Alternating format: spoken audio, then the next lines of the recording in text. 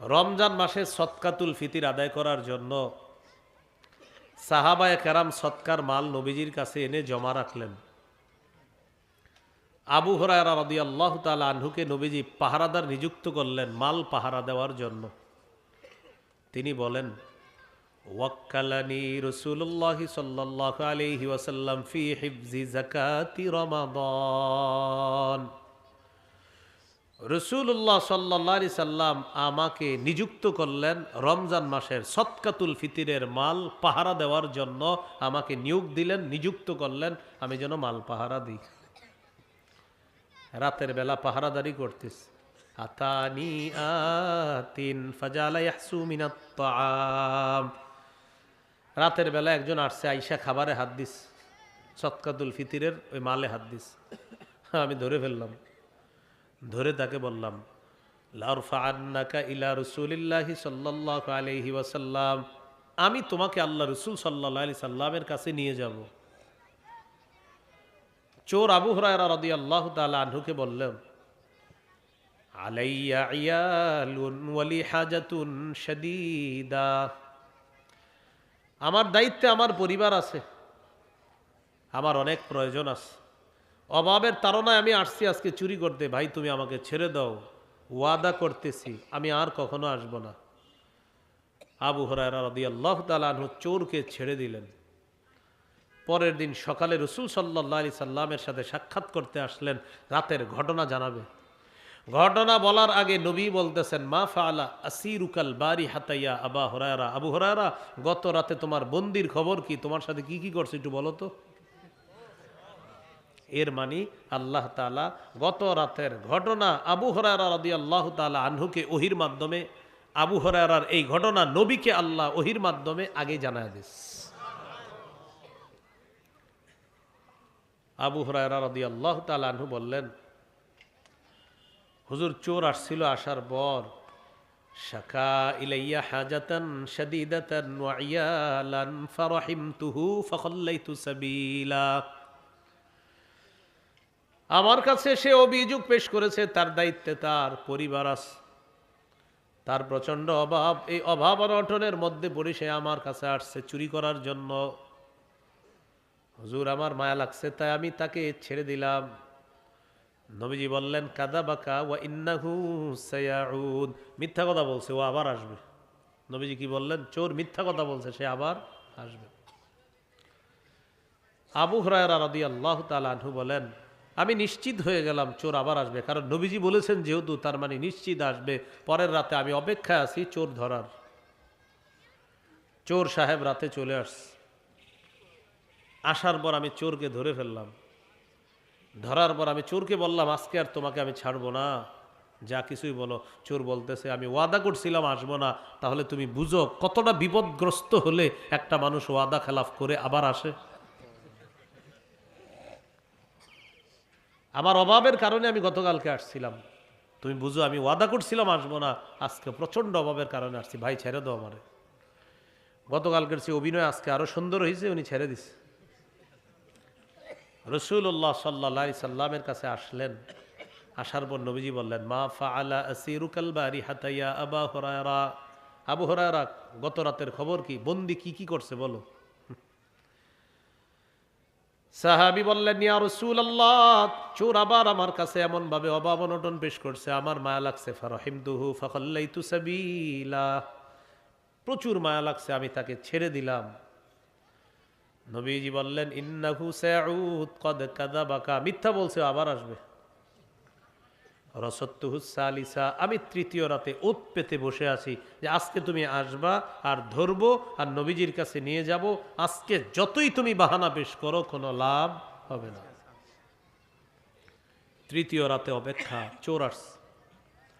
আসার পর ধরে ফেলছে। ধরার পর আবু হুরায়রা রাদিয়াল্লাহু তাআলা বলতেছে, থামো, কিছু বলা দরকার নাই।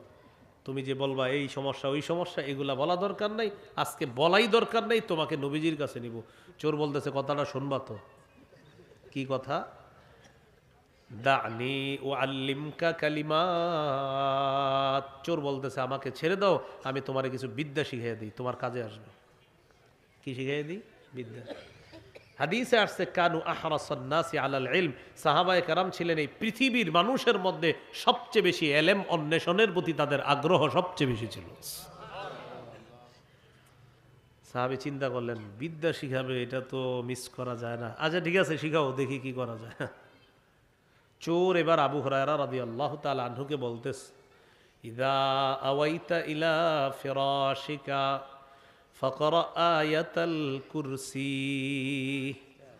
ফাইন্নাহু লা ইয়াজাল আলাইকা মিনাল্লাহি হাফিজুন ওয়া লা ইয়াকরাবান্নাকা শাইতানুন হাত্তা তুসবিহা। যখন তুমি বিছানার মধ্যে যাও তখন তুমি আয়াতুল কুরসি পড়বা, পড়ার পর ঘরের দরজা বন্ধ করবা। আয়াতুল কুরসি পড়ার পর ঘরের দরজা বন্ধ করবা। সারা রাত আল্লাহর পক্ষ থেকে একজন ফেরেশতা তোমার পাহারাদারি করবে। শুধু তাই না, সকাল পর্যন্ত শয়তান তোমার কাছে আসতে পারবে না। যদি তুমি আয়াতুল কুরসি পড়ে রাতের বেলা ঘুমাও, সারা রাত একজন ফেরেশতা তোমাকে পাহারাদারি করবে, সকাল পর্যন্ত শয়তান তোমার কাছে আসতে পারবে না। কে শিখাইছে এই কথা? চোরে। সকালবেলা নবীজির সাহাবী আবু হুরায়রা রাদিয়াল্লাহু তাআলা আনহুর কাছে, নবীজির সাহাবী আবু হুরায়রা রাদিয়াল্লাহু তাআলা নবীজির কাছে আসলেন। কি অবস্থা? চোরের খবর কি? হুজুর, গত রাতে আমি পুরা দৃঢ় প্রতিজ্ঞাবদ্ধ ছিলাম আজকে আর চোরকে আমি ছাড়বো না, কিন্তু সে আমার এমন এক অফার দিছে, আমি ছেড়ে দিছি। কি বলছে? আমারে বলছে বিদ্যা শিখাবে। হুজুর, আমি তো এই লোভ সামলাইতে পারি নাই, আমার সুন্দর একটা বিদ্যা শিখিয়ে দিছে, চোর ছেড়ে দিছে। কি শিখাইছে বলো? আমাকে বলছে বিছানায় গেলে আয়াতুল কুরসি পড়ার জন্য, এটা পড়ে যদি আমি ঘুমাই, দরজা বন্ধ করি, একজন ফেরেশতা আল্লাহর পক্ষ থেকে নিযুক্ত করা হবে, সে পাহারাদারি করবে, আর সকাল পর্যন্ত শয়তান আমার কাছে আসবে না। নবীজি বললেন সদাকা, চোর সত্য কথা বলছে। চোর কি বলছে? কি বুঝাইতেছি আপনাদেরকে? শত্রু সত্য কথা বললেও স্বীকার করা। বলছিলাম না, শত্রু সত্য কথা বললে কি করা? শত্রু চোর, চোর সত্য কথা বলছে, নবী বলছে না ওর কথা সত্য। কথা কি? সাথে সাথে কি বলে দেখেন, ওয়া ইন্নাহু কাযুবুন, তবে সে দুনিয়ার সবচেয়ে বড় মিথ্যাবাদী। তোমার কাছে যেই চোর 3 দিন আসছে, এই চোর হলো এই পৃথিবীর মধ্যে সবচেয়ে বড় মিথ্যাবাদী। তবে কালকে যেই কথাটা তোমাকে বলছে এটা সত্য কথা। তা'লামু মান তুখাতিবু মুনযু সালাসি লায়াল, গত 3 রাত তুমি কার সাথে কথা বলছো আবু হুরায়রা তুমি জানোনি? যাকা শাইতান, সে ছিল শয়তান। কে ছিল? তো শয়তানের চেয়ে বড় মিথ্যাবাদী আর কেউ আছে? নবীজি বললেন সে সবচেয়ে বড় মিথ্যাবাদী। তবে কালকে যে বিদ্যাটা শিখাইছে এটা সত্য। বুঝাইতে চাইলাম আপনি একজনে দেখতে পারেন না, এই জন্য গ্রহণ করবেন না, এমন যেন না হয়। সঠিক কথা শত্রু বললেও বলবেন কথা সত্য, তবে তুমি আমার শত্রু, এটা বুঝলেন? কোত্থেকে কোথায় গেলাম বলেন তো? নরম আবু বকর সিদ্দিক গরম কেন হলেন? এখান থেকে আসলাম। প্রয়োজনে জালেমের বিরুদ্ধে, মুনাফিকের বিরুদ্ধে গরম হওয়ার অনুমতি আছে। তো আমাদের দেশে যারা জোরালো বক্তব্য দেয়, তো আপনি মানে ওনারা দেখতে পারেন না, এই জন্য ওনার এটা নিবেন না। এখন দেখি হাদিসে জোরালো বক্তব্য দেওয়ার কথা আছে কিনা, যদি থাকে আজকের পরে আর প্রতিবাদ করবেন না। ইবনে মাজাহ 45 নম্বর হাদিস, কানান নবী সাল্লাল্লাহু আলাইহি ওয়াসাল্লাম ইযা খাতাবা ইহমাররাত আইনা, মাঝে মাঝে আল্লাহ নবী যখন ভাষণ দিতেন নবীর চোখ দুইটা লাল হয়ে যেত। চোখ কি হইতো? লাল হইতো কেন? ওয়া আলা সাউতুহু, নবীর আওয়াজ উঁচু হয়ে যেত। ওয়াশতাদ্দা গদবুহু, প্রচুর রাগ হয়ে যেতেন। মাঝে মাঝে ভাষণ দিতেন, চোখ লাল হইতো, আওয়াজ উঁচু হইতো, তার রাগ বেড়ে যেত। কান্নাহু মুনজিরু জাইশিন, যেন কোনো দলকে নবীজি জাহান্নামের সতর্ক বার্তা দিচ্ছে এমনভাবে মাঝে মাঝে নবী যখন ভাষণ দিতেন, সতর্ক বার্তা উচ্চারণ করতেন, এইভাবে তার আওয়াজ উঁচু হতো, চোখগুলা লাল হয়ে যেত, আর রাগ প্রচুর বেড়ে যাইত। তাহলে আলেমদের মধ্যে যারা সতর্ক বার্তা হিসাবে কোনো মাহফিলে প্রচণ্ড জোরালো বক্তব্য দেয়, যদি সতর্ক বার্তা হয় কোনো জালেমার মুনাফিকের বিরুদ্ধে, সেটা প্রশংসনীয়, এটা প্রশংসনীয়। এই জালেমের বিরুদ্ধে জোরালো ভাষণ কি প্রশংসনীয়? হাদিসে আসেনি জোরালো ভাষণের কথা? নবীজি রাগ হইতো, নবীর চোখ লাল হইতো। এই জন্য কখনো কারো ব্যাপারে কলম চালাইতে বা ফেসবুকে লেখালেখি করতে আপনি নিশ্চিত হবেন আপনি সঠিক কিনা, যে আমি যে লেখতাছি আমার এগেনিস্টে যদি কোনো দলিল থাকে। তাহলে মুশকিল, বিপদে পড়ে যাবেন না। আল্লাহ আমাদেরকে বুঝার তৌফিক দান করেন। আবু বকর সিদ্দিক রাদিয়াল্লাহু তাআলা আনহু নরম ইহুদির গলায় গালের মধ্যে থাপ্পড় বসাইছে আর বলছে, শান্তি চুক্তি না থাকলে গলাটা উড়াই দিতাম। ইহুদি রাসূলুল্লাহ সাল্লাল্লাহু আলাইহি সাল্লামের কাছে গেছে, যাওয়ার পর বলল, আবু বকর আমারে থাপ্পড় দিস। রাসূলুল্লাহ সাল্লাল্লাহু আলাইহি সাল্লাম বলেন, আবু বকর থাপ্পড় দিছো? জি হুজুর থাপ্পড় দিস। কেন? ইন্নাহু ক্বালা কাওলান আযীমা, সে আল্লাহর ব্যাপারে মারাত্মক কথা বলছে তাই থাপ্পড় দিস। কি বলছে আল্লাহর ব্যাপারে? হুজুর সে বলছে কর্জে হাসানার কথা যখন আপনি চিঠিতে লেখছেন এটা তাকে শোনানোর পর সে বলছে, ও আল্লাহ কর্জে হাসানা চাইছে, তাহলে কি আল্লাহ গরিব আর আমরা হলাম ধনী? এই বেয়াদবিমূলক কথা বলছে। ইহুদির নবী বললেন, তুমি এটা কেন বললা? ইহুদি বলতেছে, মা কুলতু জালিকা, এই জাতীয় কোনো কথা আমি বলিই নেই। তাহলে আবু বকর সিদ্দিক রাদিয়াল্লাহু তাআলা আনহু বলছে, আর ইহুদি বলে নাই, আর থাপ্পড়। তখন ঘটনা কি হবে? সাক্ষী নাই। আল্লাহ তাআলা সূরা আলী ইমরানের 181 নম্বর আয়াত নাজিল করে দিলে স্বয়ং আল্লাহ সাক্ষী দিয়ে দিস। আল্লাহ তাআলা বলেন, লাকাদ সামিআল্লাহু কাওলাল্লাযীনা ক্বালু ইন্নাল্লাহা ফাকীরু ওয়া নাহনু আগনিয়া।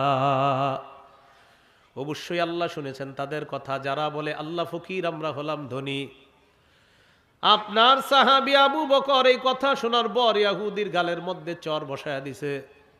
আবু বকরকে এখন মিথ্যাবাদী সাব্যস্ত করতে চাইছে। হাবিব, আমি আল্লাহ, তুই ইহুদির কথা শুনছি, আবু বকর যা বলছে সব সত্য, আমি আল্লাহই শুনছি ওর কথা, ও বলছে এগুলা, আর তো সাক্ষীর কোনো প্রয়োজন নাই। আল্লাহ বলে দিলেন। এই হলো সূরা আলী ইমরানের 181 নম্বর আয়াতের অংশ বিশেষ। পরে আল্লাহ বলেন, সানাকতুবু মা ক্বালু ওয়া কাতলাহুমুল আমবিয়া বিগাইরি হক। অবশ্যই আমি লিখে রাখবো ইহুদিদের কথাগুলা।